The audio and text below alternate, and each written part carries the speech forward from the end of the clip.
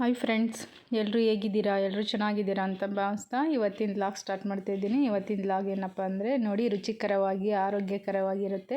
ಈ ರೀತಿ ಯಾರು ಇನ್ನೂ ಒಂದು ಸಲನೂ ಮಾಡಿಲ್ಲ, ಒಂದು ಸಲ ಮಾಡಿ ನೋಡಿ ಫ್ರೆಂಡ್ಸ್, ತುಂಬ ಚೆನ್ನಾಗಿರುತ್ತೆ. ಮಕ್ಕಳಂತೂ ತುಂಬ ಇಷ್ಟಪಟ್ಟು ತಿಂತವೆ.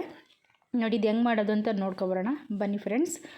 ಒಂದು ಬೌಲ್ ಇಟ್ಟಿದ್ದೀನಿ. ಈ ಬೌಲ್ಗೆ ಒಂದು 3-4 ಆನಿಯನ್ ಸೇರಿಸ್ಕೊಳ್ಳೋಣ. ಮತ್ತು ನಾವು ಕ್ಯಾರೆಟ್ ತುರಿದಿಟ್ಟಿದ್ದು ಅದನ್ನು ಇದರೊಳಗೆ ಸೇರಿಸ್ಕೊಳ್ಳೋಣ. ಆಲೂಗೆಡ್ಡೆನ ಒಂದು 2-3 ತೊಗೋಬೋದು. ನಾನಿಲ್ಲಿ 2 ತೊಗೊಂಡಿದ್ದೀನಿ, ಸಾಕು. 2 ಇದರೊಳಗೆ ಸೇರಿಸ್ಕೊಂಡು, ಮತ್ತು ಹಸಿಮೆಣ್ಸಿನ್ಕಾಯಿನ ನೀವು ಅಂದರೆ ಮಾಮೂಲಿ ಇವಾಗ ಸಣ್ಣಗೆ ಉತ್ತರಿಸ್ಪಾದ್ರೂ ಹಾಕ್ಬೋದು, ಇಲ್ಲಾಂದರೆ ಸ್ನ್ಯಾಕ್ಸ್ ಮಾಡಿ ಆದರೂ ಹಾಕ್ಬೋದು.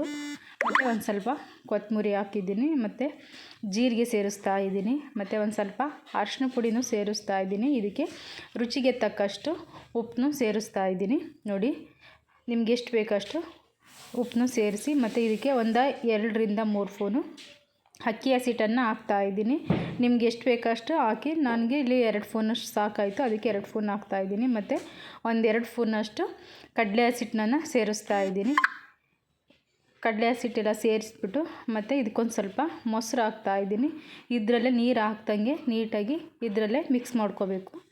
ನೋಡಿ ನೀರು ಹಾಕ್ಬಾರ್ದು, ನೀರು ಹಾಕಿದರೆ ಇನ್ನೂ ಫುಲ್ಲು ತೆಳ್ಳಗಾಗುತ್ತೆ. ನೀರು ಹಾಕ್ಬಾರ್ದು. ಇಷ್ಟೇ ಒಂದು ಸ್ವಲ್ಪ ಮೊಸರು ಹಾಕ್ಬಿಟ್ಟು, ಮೊಸರು ಮತ್ತು ಅದೆಲ್ಲ ತೇವಾಂಶ ಇರುತ್ತಲ್ಲ ಅದೇ ಸಾಕು. ನೀಟಾಗಿ ಮಿಕ್ಸ್ ಮಾಡ್ಕೊಳ್ಳೋಣ. ನೋಡಿ ಮಿಕ್ಸ್ ಮಾಡ್ಕೊಂಡೆಲ್ಲ ಆಗಿದೆ. ಈ ರೀತಿ ಇರುತ್ತೆ.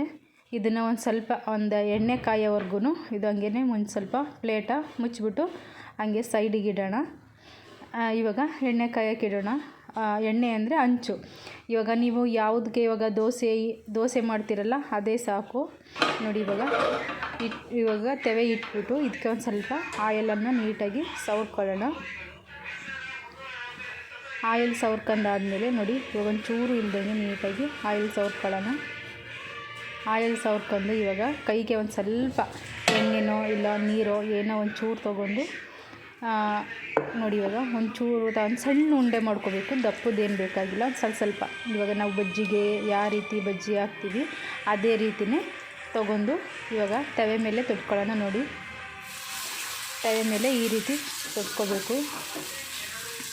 ಅದು ನಮಗೆ ಎಷ್ಟು ಗಟ್ಟಿ ಬೇಕು ಅಂದರೆ ದಪ್ಪ ಬೇಕು ಅಂದರೆ ದಪ್ಪ ಮಿಡ್ಕೋಬೋದು, ಇಲ್ಲ ತೆಳ್ಳಗೆ ಬೇಕು ಅಂದರೆ ತೆಳ್ಳಗೆ ಮಿಡ್ಕೋಬೋದು. ನನಗಿಲ್ಲಿ ಮೀಡಿಯಮ್ ಸಾಕು ಅನ್ನಿಸ್ತು, ಅದಕ್ಕೆ ಇವಾಗ ಫಸ್ಟು ಒಂದು ಹಾಕ್ತಾಯಿದ್ದೀನಿ. ಏಕೆಂದರೆ ನೋಡೋಣ ಅಂದ್ಬಿಟ್ಟು ಒಂದು ಹಾಕಿ ಚೆನ್ನಾಗಿ ಬರ್ತು.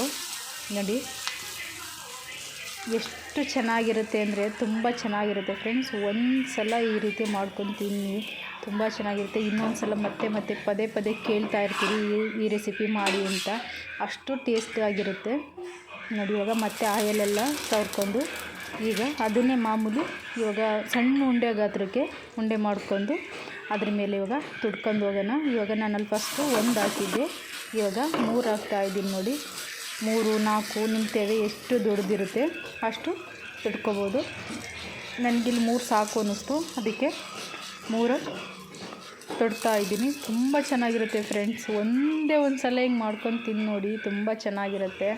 ಮತ್ತು ಇದು ಆರೋಗ್ಯಕರವಾಗಿಯೂ ಇರುತ್ತೆ. ಮತ್ತು ಇದರಲ್ಲೆಲ್ಲವ ನ್ಯೂಟ್ರಿಷನ್ ಎಲ್ಲ ಇರುತ್ತೆ. ನೋಡಿ ಇವಾಗ ಮಾಮೂಲಿ ಕ್ಯಾರೆಟ್ ಹಾಕ್ತೀವಿ, ಬಟಾಟೊ ಹಾಕ್ತೀವಿ, ಈರುಳ್ಳಿ ಹಾಕ್ತೀವಿ, ಎಲ್ಲನೂ ಹಾಕ್ತೀವಲ್ಲ, ಅದರಿಂದ ಹೆಲ್ತಿಯಾಗಿರುತ್ತೆ ಫ್ರೆಂಡ್ಸ್. ಇದು ಯಾವುದೇ ರೀತಿನ